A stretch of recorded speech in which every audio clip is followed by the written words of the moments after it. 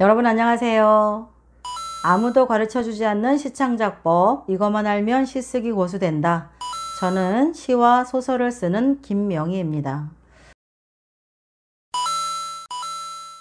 오늘은 제3강 시적 과학성과 비문에 대해서 대화를 해보려고 합니다.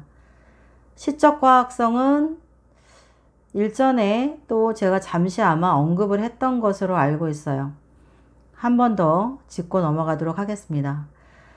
시적 과학성은 우리가 시를 아무리 자유로운 장르라고 표현을 하지만 자연의 법칙을 거스를 수는 없어요. 원래는 그렇습니다. 그런데 시적 허용이라는 원대한 틀에서는 허용이 되죠. 그런데 그것을 표현하는 방법이 있어요. 물론 모든 시인들이 다 그렇게 따라가지는 않겠죠. 제가 여러분께 참고차 말씀을 드리는 거예요. 시는 각자가 개인이 쓰지만 대중을 위해서 읽히는 목적도 우리가 등한시할 수 없듯이 전달도 용이하게 되는 것을 잘 꾸려가야만 그 시가 비로소 성공을 거두는 것이죠. 여러분이 시를 쓸 때, 여러분이 시를 쓰는 그 행위 자체는 시 한 편을 만들 때 50%밖에는 관여할 수가 없습니다. 저는 그렇게 봅니다. 그 나머지 50%를 완성하는 것은 독자예요. 독자가 그 시에 함께하고 그 시를 같이 해석하고 공감하고 거기에서 감동을 느끼고 그랬을 때 그 시의 나머지가 완성된다고 저는 보는 겁니다. 그런 상태에서 본다면 전달도 시적 전달이 잘 되는 것도 목적 중에 하나가 되어야 되지 않을까요? 저는 그렇게 보는 거죠. 상대 독자나 누군가가 읽을 때 도대체 이게 무슨 소린지 모르겠다. 그런 시라면 저는 폭력이라고 봅니다. 불손한 것이죠. 반드시 시가 친절해야 될 필요는 없지만 최소한 어떤 이야기를 하고자 하는 것인지 전달은 돼야 된다고 보는 거예요. 그런데 우리가 시를 쓰다 보면 상상력에 기대어서 일반적인 어떤 과학성이나 틀에 박힌 상식을 점프해서 넘어가야 될 때가 있어요. 그럴 경우에는 그 시적인 문장을 위해서 모호성이나 역설을 사용하더라도 그 앞이나 뒤 어딘가에다가는 타당한 시적 상징을 넣어 주어서 전달해서 실패하는 일이 없도록 해야 되는 것도 중요하다고 봅니다. 예컨대 어떤 이야기를 할 때 그 문장 속에 나는 상상 속에서 이러이러한 것을 보아요. 만약 당신이 무엇이라면 아마도 나는 어떤 할지도 몰라요. 이런 식으로 추측성의 범위를 열어두고 이야기를 하자는 거예요. 앞뒤 다 배제시켜 놓고 오로지 그 시인이 자기의 상상 속에 기댄 것을 엄벙덤벙 이야기를 해버리면 독자는 그것을 조합해서 이해하기가 난해해집니다. 그래서 여러분이 과학적인 시적 과학성이라는 것은 과학적인 모든 것이 과학 속에서 규정되어질 때 도저히 전복될 수 없는 그런 것을 시에서 다룰 때에는 앞뒤 어딘가에다 그런 여지를 열어두자는 거죠. 그래서 이것은 상상에 기대어서 진행하고 있는 문장이야 라는 힌트를 어딘가에다가는 떨어뜨려 주어야 한다는 것입니다.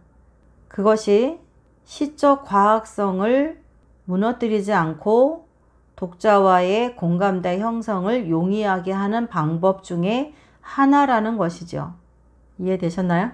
무한대의 상상을 하고 시에서 무한대의 표현을 하는 것은 시인의 자유이지만 그 문장을 가져와서 시 속에 넣을 때는 앞뒤의 문맥을 부드럽고 전혀 전달에 어려움이 없도록 안배해 줘야만 가능하다, 타당하다라는 이야기를 하는 거예요.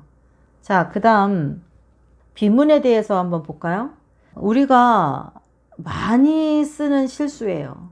정말 많이 쓰는 실수입니다.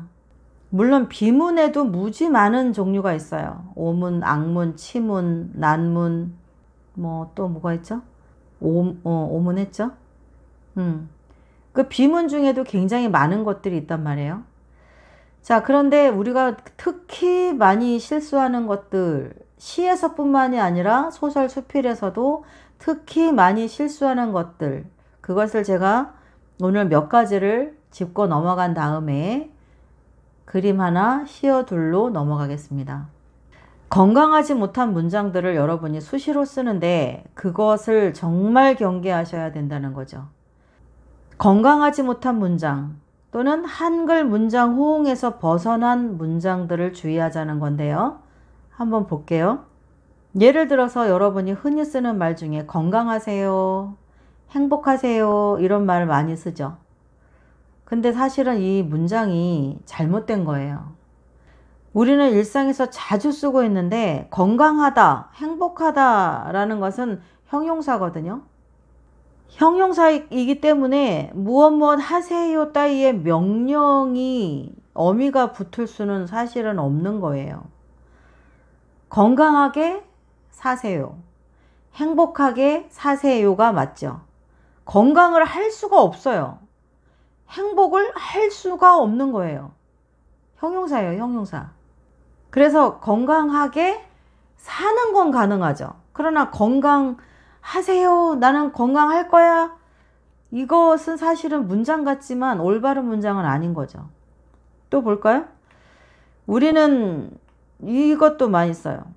같은 동포로서, 동포의 한문에 같을 동자가 이미 동포에 들어가 있는데 이중으로 또 앞에 쓰고 있는 거죠. 잉여 문장인 거죠. 그냥 동포로서 이렇게 가는 거예요. 그게 맞는 거예요. 같은 동포는 아닌 거죠. 잘못된 문장인 거죠. 또 따뜻한 온정의 손길을 보냅니다. 따뜻한은 우리나라 말이고 온정할 때 온은 따뜻할 온자는 한자고 또 이중이죠. 겹쳤죠. 올바른 문장이 아닌 거죠. 그냥 온정의 손길을 보냅니다. 이것이 맞는 거죠. 의미 없는 반복이죠. 잉여 표현도 문법에서는 주의해야 돼요. 또 하나 볼까요? 저희 나라에서는 이렇게 해요. 외국인과 이야기할 때 쓸 수 있는 많이 하는 실수 중에 하나죠. 저희 나라에서는이 아니라 우리나라에서는 이라고 써야 돼요. 외국인 앞에서도 이건 낮출 수 없어요. 왜? 국격이기 때문에. 내가 겸손한 거와 내가 속한 나라를 낮출 수는 없는 거죠. 별개의 부분인 거죠. 그래서 우리나라라는 것은 국격 언어이기 때문에 한 개인이 함부로 낮춰서는 안 되는 거예요. 그래서 우리나라에서는 이렇게 합니다. 그렇게 이야기하고 저는 이렇게 합니다. 이렇게 구분이 되어져야 되는 건데 지나치게 겸손하다 보면 말이 그렇게 돼요. 아, 저희 나라에서는 전체 나라를 다 그 사람 밑으로 내려버리는 거죠. 상당히 해서는 안 되는 실수인 거죠. 또 볼까요? 예를 들어서 뭐뭐 하지 않으면 안 된다가 아니고 그냥 해야만 한다. 하지 않으면 안 돼요? 왜 그렇게 막 꼬고 늘리고 비틀어서 쓰죠? 그냥 나는 뭐뭐 해야 해가 맞죠? 또 볼까요? 사과를 껍질 채 먹어야 좋다? 아니죠. 껍질 째 먹어야 좋다. 이런 건 뭐 너무 많죠. 우리가 막 잘못 쓰는 거. 장기적인 대책 마련은 대책이 마련인데 그죠?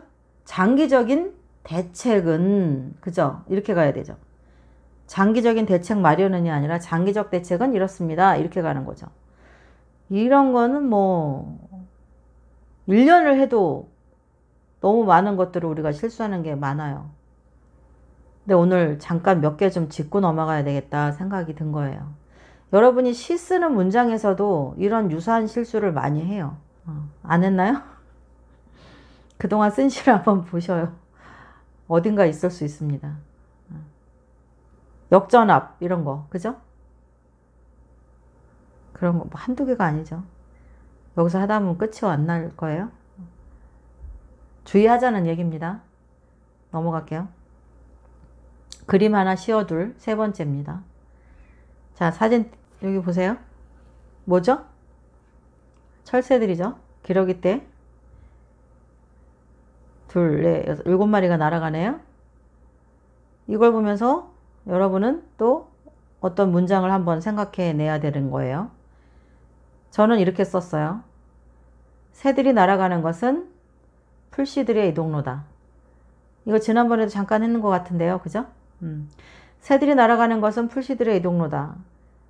이것 말고도 제가 무수하게 많은 표현이 나올 수 있다라고 얘기했어요.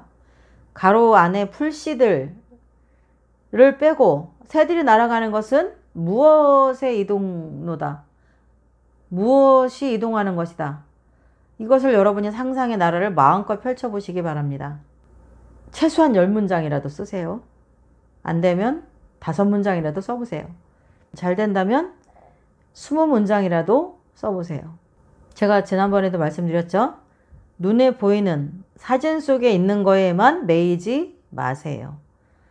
사진 속에 있는 것 플러스 사진 밖에 있는 것까지 상상을 동원해서 문장을 한번 만들어 보시기 바랍니다. 새들이 날아가는 것은 무엇의 이동이다. 또는 이동로다. 또는 이 전체 문장을 그냥 다 바꾸셔도 돼요.